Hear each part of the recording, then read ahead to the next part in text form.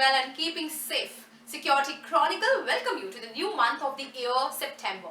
We would like to thank each one of you and appreciate for your constant support towards the channel.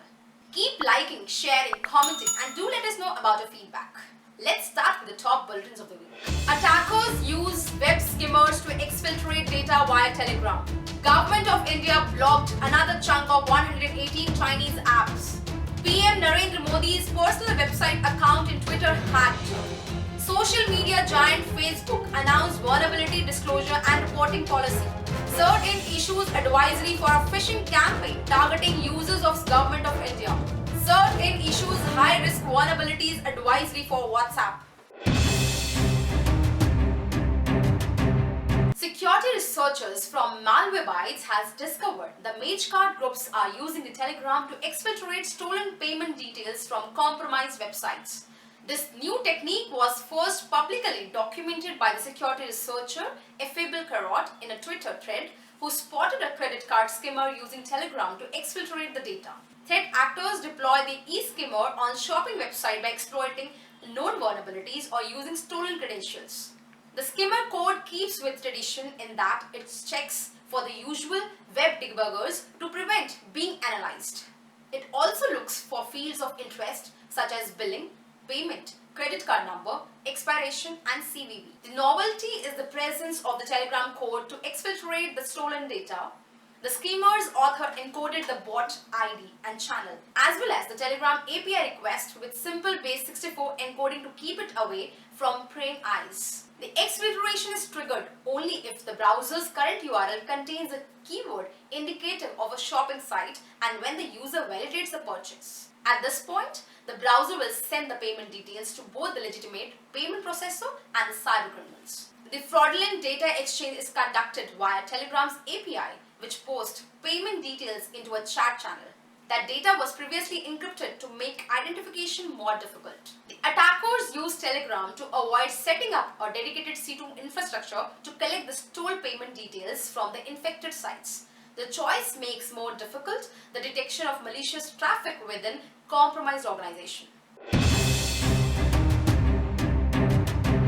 This week, Government of India's Ministry of Electronics and Information Technology has blocked another 118 apps, claiming the apps are stealing and stealthily transmitting data of users to servers outside of India and thereby undermining the sovereignty and defense of the nation. According to Ministry, the compilation of these data, its mining and profiling by elements hostile to national security and defense of India, which ultimately impinge upon the sovereignty and integrity of India, is a matter of very deep and immediate concern which requires emergency measures. The Indian Cybercrime Coordination Center, Ministry of Home Affairs has also sent an exhortive recommendation for blocking these malicious apps. Likewise, there have been similar bipartisan concerns flagged by various public representatives both outside and inside the Parliament of India. There have been a strong chorus in the public space to take strict action against apps that harm India's sovereignty as well as the privacy of our citizens. Among the list of 118 apps, there are a number of high-profile Chinese apps including PUBG, Baidu, WeChat, Alipay, ShareSafe by Xiaomi, Ludo World, Beauty Camera Plus, etc. This move will safeguard the interest of crores of Indian mobile and internet users. This decision is a targeted move to ensure safety, security and sovereignty of Indian cyberspace. The Twitter account for the personal website of the Prime Minister Narendra Modi has been hacked. The hackers have sent a series of tweets asking the followers to donate cryptocurrency to the PM National Relief Fund. The tweet states, "I appeal to you all to donate generously to PM National Relief Fund for COVID-19. Now India begin with cryptocurrency." In the following tweet, hackers said, "Yes, this account is hacked by John Wick.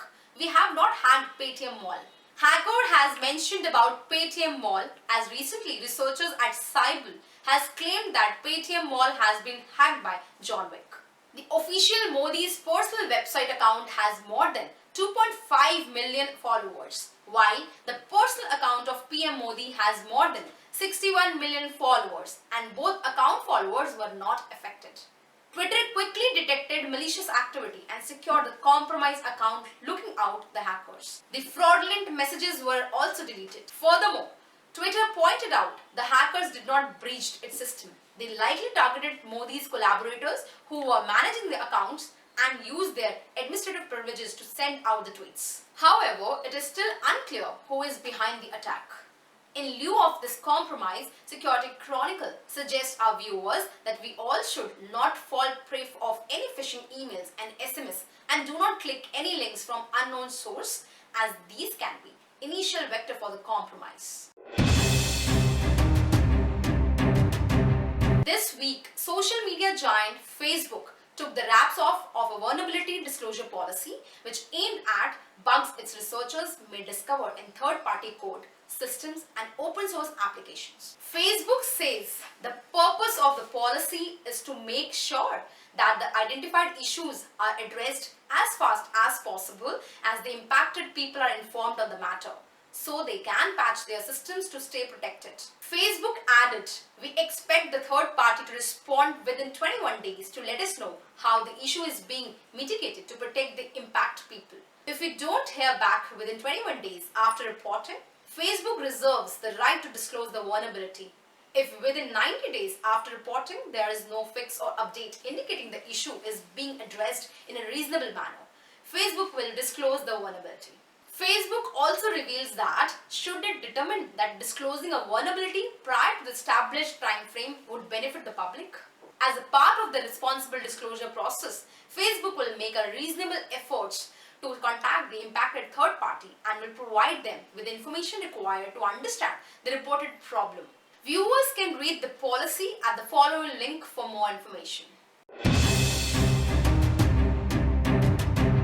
CertIn has observed a phishing campaign targeting users of NIC's email service for Government of India. The campaign involves fraudulent websites spoofing the email.gov.in homepage. The URLs of these websites are also often similar to spoof websites' URL. There are few examples shared by CertIn of phishing URLs.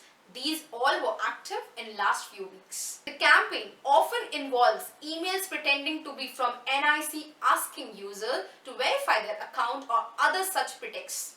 The email contained a link to one of the spoof websites which steal the user's login credentials. Furthermore, it has been observed that successfully phished email accounts are then used to send malware containing emails to other sensitive government organizations and users. These emails contain topical and context-aware content to lure the target into opening the malicious attachment, thus infecting their system.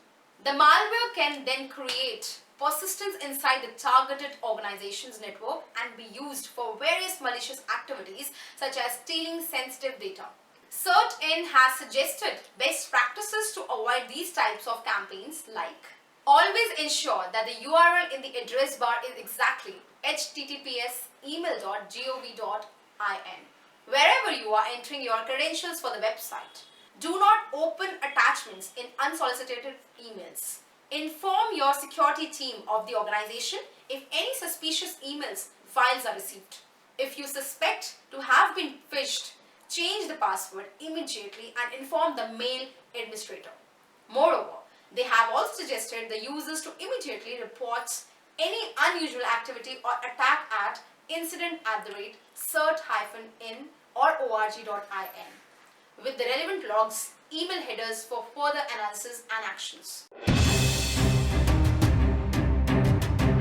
CertIn has issued an advisory for multiple vulnerabilities reported in WhatsApp, which could allow a remote attacker to elevate privileges, execute remote code, perform cross-site scripting, or bypass security restrictions on the target system. These vulnerabilities exist due to various errors in the effective software, namely buffer overflow error, improper input validation, sandbox escape in electoral and escalation of privilege, improper URL validation, user control parameter issue, or stack write overflow error. Viewers can read the WhatsApp advisory in detail at the following link. That's all for this week. Hope September first week bulletins has really helped you in understanding the things happening in security arena, and you can make yourself safe and secure with these cyber incidents. Thank you for watching. Till then, stay home, stay safe. Signing off, Rosie Lamar.